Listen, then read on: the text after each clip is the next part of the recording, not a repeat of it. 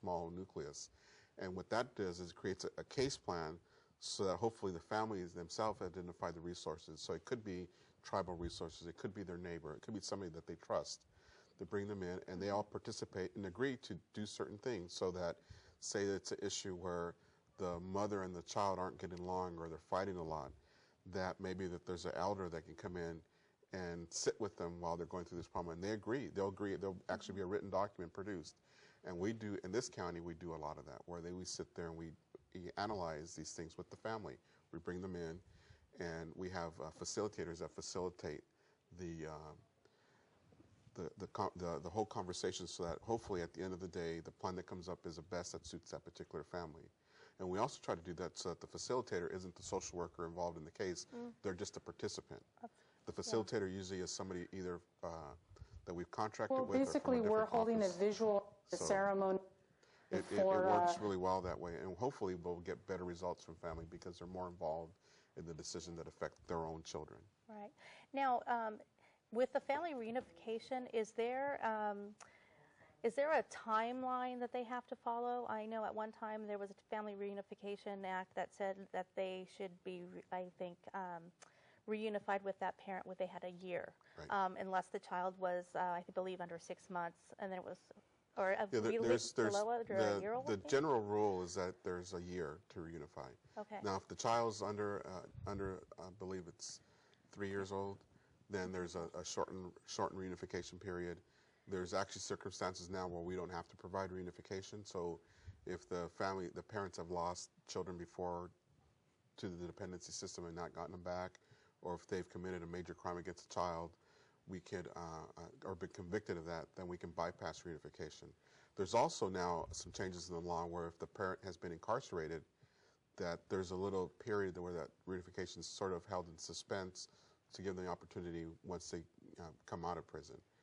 So if they're in there for 10 years, that's not going to work. But if they're in there, say, for a year or 8 or 10 months, then they try not to hinder their reunification period as much as possible. And a lot of it depends on the willingness of the parent to recognize the need to change whatever's going on in their lives to provide the safety for the children. So it used to be more clear how much the time was. The general rule was a year. But now there's these extra factors that factor into that. So for one child, they might get 18 months reunification. For another child, it might be that the parents only qualify for 6 months. For some parents, it might not be any time. Oh, okay. And, like I stated before, Santa Barbara County, as far as the judges here, are not recognizing directly the Icwa cases if they are not federally recognized children. How do we change that within our court system? Well, I think the Icwa law is how it states, and really it is up to the judge to either only accept federally recognized tribes as Icwa cases. Or what other counties have done is they call it following the spirit of the law.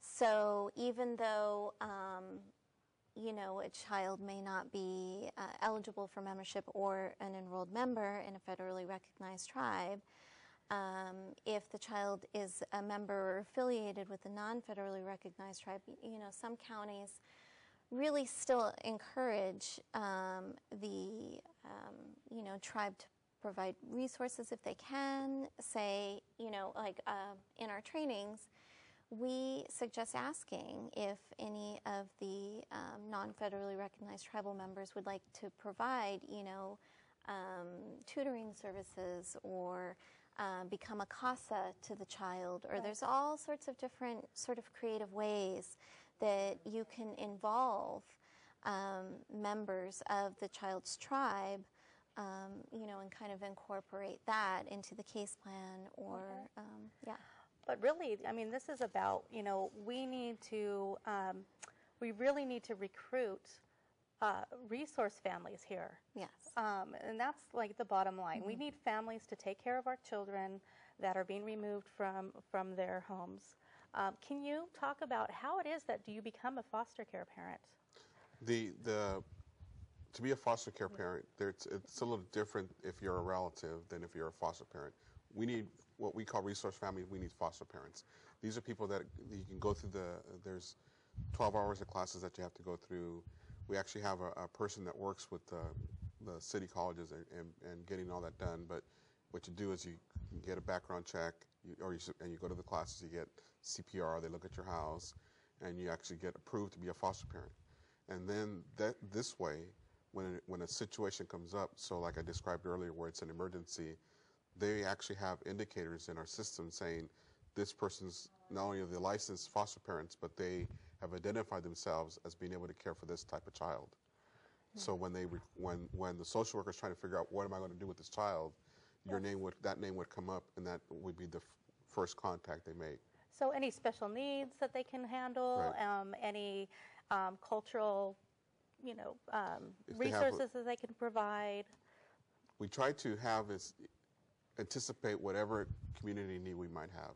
So whatever subgroup we might have within the community, hopefully we have some type of representation in our foster care pool for that. Unfortunately, in Santa Barbara County, we do have a dire need for additional foster parents. So Yes. if there's families there that can provide care for children of American Indian heritage just in general, and then if they had the specific tribal knowledge that we could identify also that we could use as a resource.